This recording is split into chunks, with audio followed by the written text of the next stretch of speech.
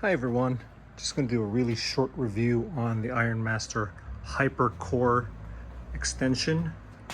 This is what it looks like. I think it's going for $259 in that range on their site right now. Of course, when they have their sales, they could be much lower in 20% off range. It's a beast. It's pretty big. The weight, it's pretty hefty. I will be honest with you.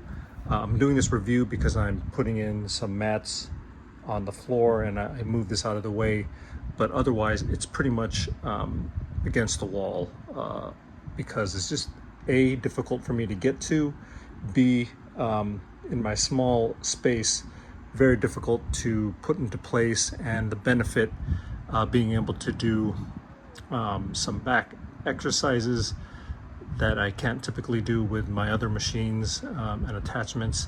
It's just not worth my time. But I just wanted to quickly show you what it looks like.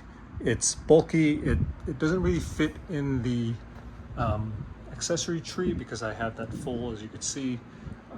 So this one just gets tucked away in the corner. Like I said, it weighs hefty. I can lift it with one hand, but not the easiest thing to put into place. But you can see here that has an attachment here with this locking pinhole, and basically it attaches to your Ironmaster Super Bench. In that hole there, you just pull this out and place it into place. Since I'm one person, I don't have someone holding my camera for me, I'm going to get it into place and then continue shooting. All right, what you did not get to see is my struggle, my 2 to 3 minute struggle to get this thing in place in here when the bench was flat on the ground. The easiest way to get it into place would be to tilt your Ironmaster up after you get it in a little bit and then slide it down. So that's what it looks like. And I will now place it down. Let's see if I can do this with one hand. And that's what it looks like in place, connected to your Ironmaster. As you can see, it's, like I said, it's a little cumbersome. If you do like to do your back extensions and back exercises, this is a good piece to have, especially since you don't have to get another piece. But like I said, it's difficult to store. It's kind of bulky, kind of heavy. It does have these adjustments down here for the height of where the leg locks, which is nice. This itself, the height is not adjustable. This is set in place, so it's not like you could raise it higher. One thing I will say is that when you are doing back extensions on this, I think that's what they're called, when you basically lock your feet down here and you rest your abdomen on these pads, and you either grip a weight plate on your chest, or you're holding dumbbells and then you're flexing your back, that this does stop you from doing a full extension, which might be good because in case you ever have to bail, you don't have to drop the weight on the ground. You could drop the weight right here on the pad and it won't disturb anyone or damage your flooring or anything of that nature. So let me see if I could set this camera up and give you an example of how the exercise looks. All right, so I'm going to demonstrate this with a 25-pound weight. I haven't done one of these in a while, so 25 might be too heavy for me. But basically what I would do is I'd put the weight down here, set it on the bench itself while I do get into place. And like I said, this is adjustable down here for your leg. I think I have it adjusted to mine, I hope. And yeah, so you step on this,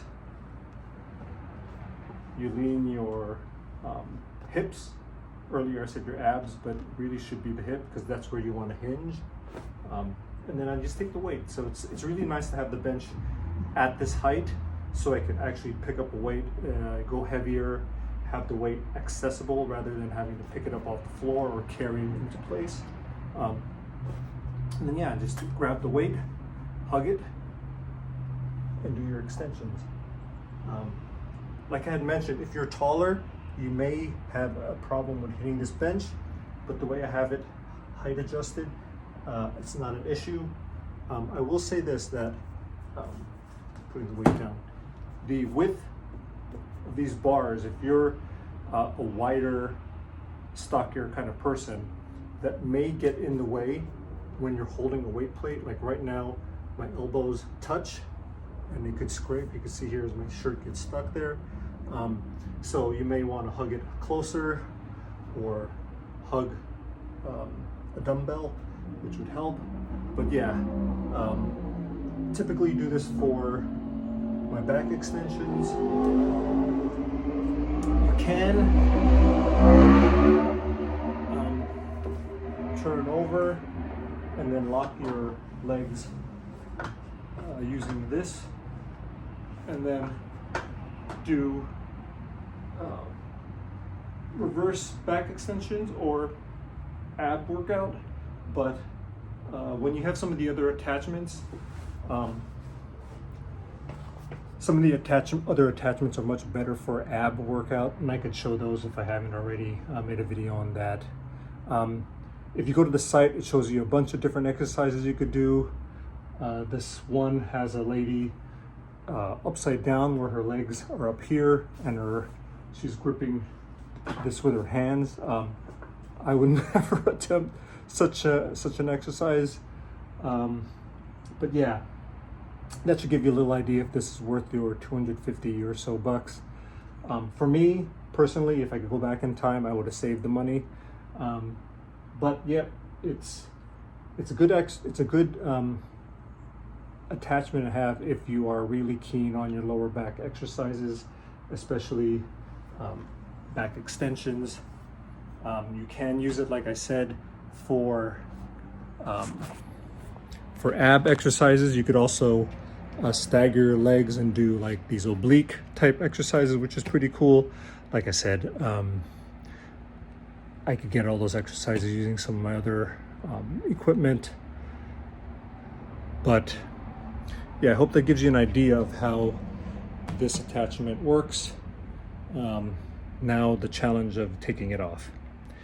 So I hope that was helpful for some of you folks. And yeah, I will do a couple more reviews of some Ironmaster equipment as I'm putting everything back in place, because I have the mats in place.